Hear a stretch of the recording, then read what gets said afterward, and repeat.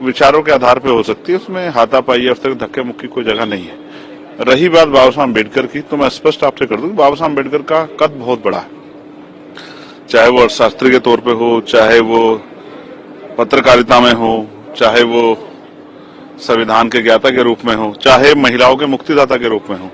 चाहे कमजोर हक वंचित समाज के लोगों को मुख्य धारा में लाने के लिए हो, और चाहे मैं ये कहूंगा समर्पण में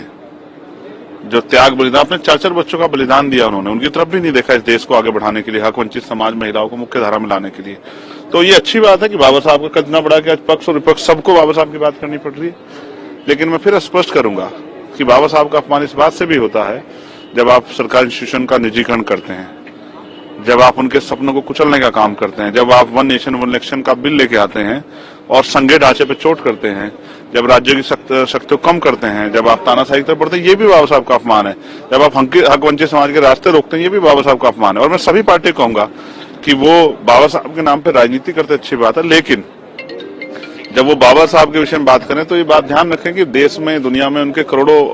अरबों जो अनुयायी हैं, उनकी भावनाओं को ठेस नहीं पहुंचनी चाहिए। क्योंकि बाबा साहब आज सिर्फ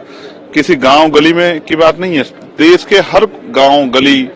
घर तक बाबा साहब है। और सही एक जाति में नहीं है, जिस तरह से उनको एक जाति तक सीमित किया गया, क्योंकि जाति व्यवस्था के आधार पर वो एक जाति में नहीं है, सभी धर्मों के लोगों में कि उनकी जो है वो लोग उनको फॉलो करते हैं।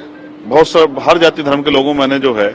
उनके प्रति जो है सम्मान देखा है, उनके विचारों के प्रति जो है उनके मन में जो है भाव देखे हैं। तो ऐसा नहीं है कि वो एक जाति धर्म तक सीमित है।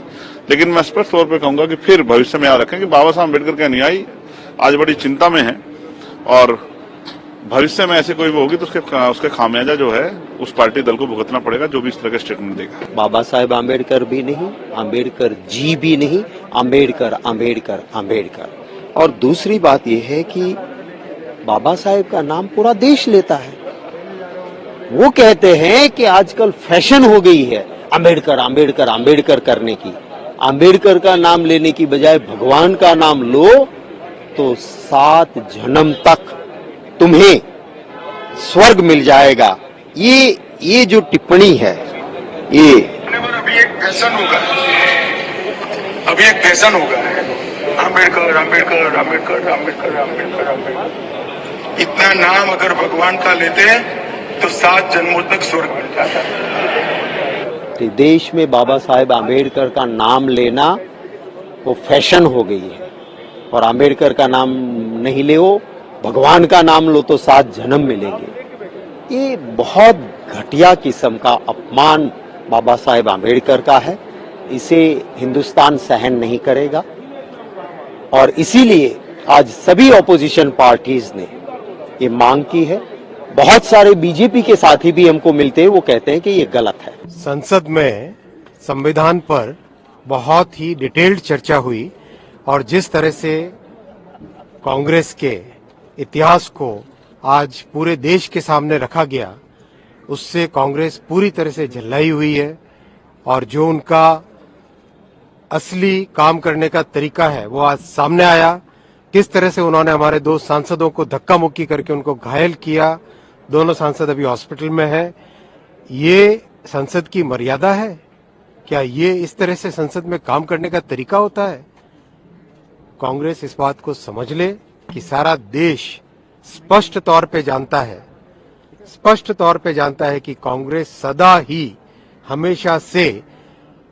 बाबा साहेब अम्बेडकर जी का विरोध करती आई, उनका अपमान करती आई है। और आज पूरे देश को ये स्पष्ट तौर पे पता चल गया है कि संसद की मर्यादाओं से भी उनका कोई लगाव नहीं है। राहुल गांधी जी ने जिस प्रकार से कहा था कि जब निष्पक्ष हो जाएगा भारत तो हम आरक्षण समाप्त करने पर विचार करेंगे,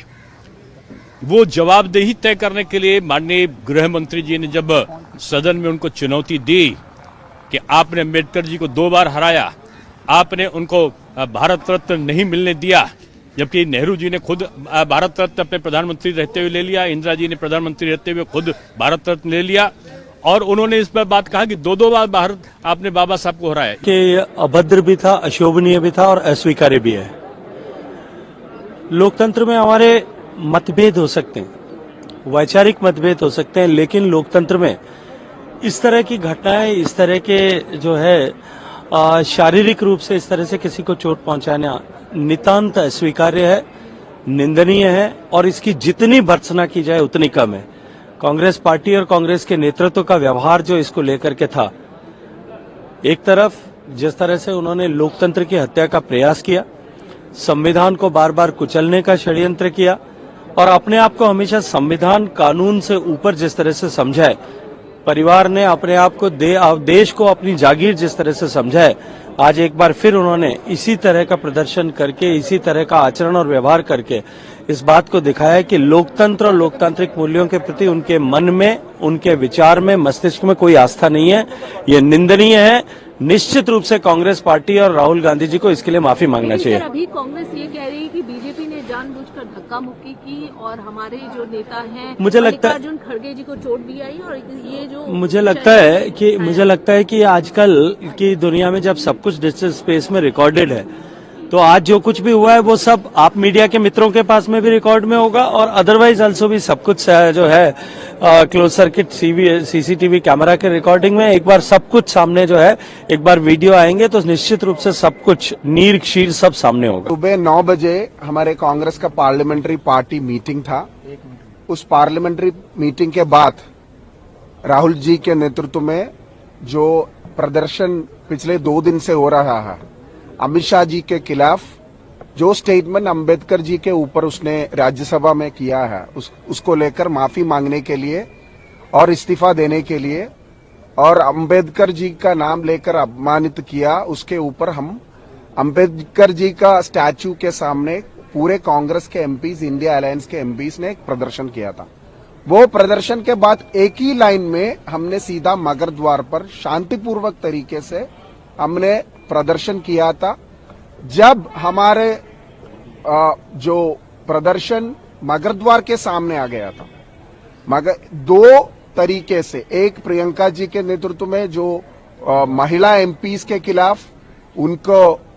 रोक दिया था मगर द्वार को पार्लियामेंट बिल्डिंग के अंदर एंटर करने के लिए, और दूसरा मैं और कुछ एमपीज राहुल जी के साथ हम अंदर जाने का कोशिश कर रहा था।